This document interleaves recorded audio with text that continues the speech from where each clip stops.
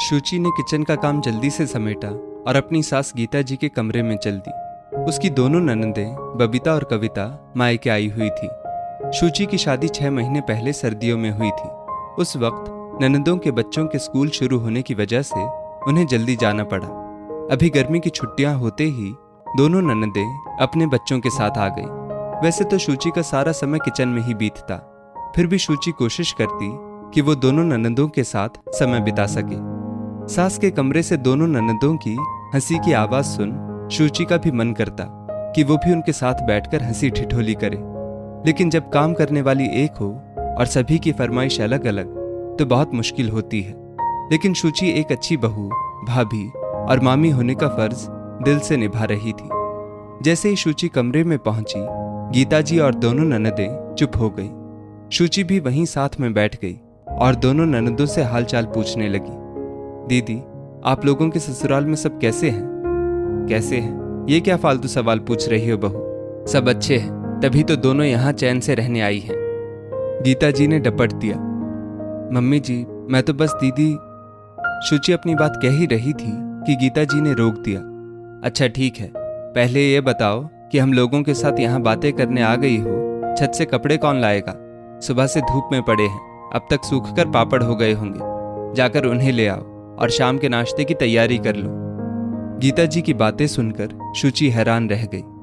यही सासू जी बेटियों के आने से पहले उससे बहुत बातें करती थी, लेकिन आज शुचि सिर हिलाकर चुपचाप कमरे से बाहर आ गई और उसके कमरे से जाते ही दोनों ननदें और गीता जी की हंसी गूंजने लगी। ऐसा पहली बार नहीं हुआ था। शुचि जब भी उनके आसपास रहती तो तीनों चुप रहती। उससे बात भी इस तरह की जाती कि शुचि को एहसास होता कि जैसे वो इस घर का हिस्सा ही नहीं है। अक्सर बात करते समय उसे बोला जाता कि तुम नहीं समझोगी, तुमको क्या पता, कोई जरूरत नहीं तुमको ये सब जानने की या फिर समझने की। अपना देखो, हमारी चिंता करने की जरूरत नहीं, अपने काम से मतलब रखो। शुचि को भी समझ आ गया था कि सासू जी और ननदें नहीं चाहती कि वो उनके साथ बैठकर बातें करे। जब तक बेटियां रहती, गीता जी शुचि से ढंग से बात भी नहीं करती, लेकिन उनके जाते ही उन्हें याद आ जाता कि शुचि भी इस घर का हिस्सा है। शुचि सब समझने लगी थी, इसलिए धीरे धीरे उसने भी अपने आप को समेट लिया। वो काम खत्म करती और फिर अपने कमरे में चली जाती। गीता जी को समझना चाहिए था कि बेटियां हमेशा साथ नहीं रहेंगी और उनका व्यवहार आगे चलकर उनके ही दुख का कारण बनने वाला है। अब अगर कोई भी उनका हालचाल पूछता तो वो सबसे यही कहती, अब क्या ही आपको बताएं, थोड़ा बहुत सबकी लाइफ में कोई ना कोई दुख तो होता ही है, और मेरा सबसे बड़ा दुख ये है कि मेरी बहू को मेरे पास बैठना ही पसंद नहीं है। कभी गलती से भी ये नहीं पूछती कि मम्मी जी कोई तकलीफ या परेशानी तो नहीं है। अब जब मुझे ही नहीं पूछती तो मेरे बाद मेरी बेटियों को क्या पूछेगी? बस काम खत्म करती है और अपने कमरे में चली जाती है। ये बात गीता जी ने सभी रिश्तेदारों से कह डाली। अब जब भी शुचि से कोई मिलता या फोन पर बात करता तो शुचि को समझाने लगता कि उसका व्यवहार सही नहीं है, उसे अपनी सास के साथ ऐसा नहीं करना चाहिए। शुचि सिर्फ मुस्कुराकर सबकी बातों को नजरअंदाज कर देती। आज दूसरे शहर से गीता जी की बहन सरला अपनी बेटी की शादी के लिए लड़का देखने आई हुई थी। शुचि ने घर पर ही बहुत अच्छे से सब इंतजाम किया और मेहमानों की भी बहुत अच्छे से आवभगत की। लड़के वाले बहुत ही खुश हुए और उन्होंने तुरंत ही शादी के लिए हाँ कर दी। उनके जाते ही गीता जी अपनी बहन और भांजी को लेकर अपने कमरे में चली गई।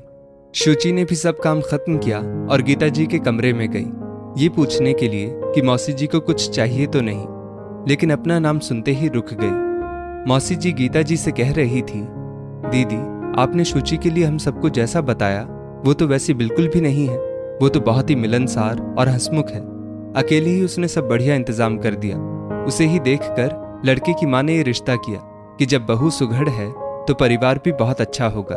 मैं तो शुचि की बलैया लूंगी। छोड़ो सरला, तुम नहीं समझोगी। मेहमानों के सामने अच्छे बनने का सिर्फ ढोंग करती है वो। झूठी मुस्कान लिए घूम रही है और ऐसा दिखा रही है कि उसे मेरी बहुत चिंता है।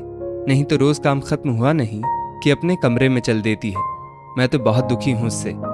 गीता जी मुंह टेढ़ा करके बोली, सबकी लाइफ में कोई ना कोई दुख तो होता ही है मम्मी जी, वैसे दुख तो मुझे भी है। शुचि कमरे के दरवाजे पर खड़ी थी। दुख? तुम्हें कौन सा दुख है? गीता जी असमंजस में थी। मम्मी जी, जब भी दोनों दीदी आती थी, आप तीनों मुझे अपने पास से कोई ना कोई बहाना करके हटा देती थी।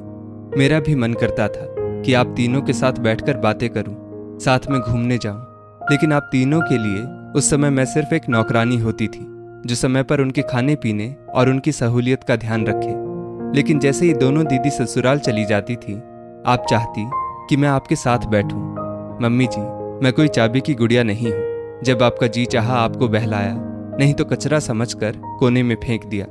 मेरा भी आत्मसम्मान है और मुझे भी दुख होता है। आज मैं जैसी भी हूं, उसकी सबसे बड़ी वजह आप खुद हैं और आपका व्यवहार। बोलते बोलते शुचि की आंखें नम हो गई। अपनी बात कह शुचि जाने लगी तो गीता जी ने उसे रोक लिया।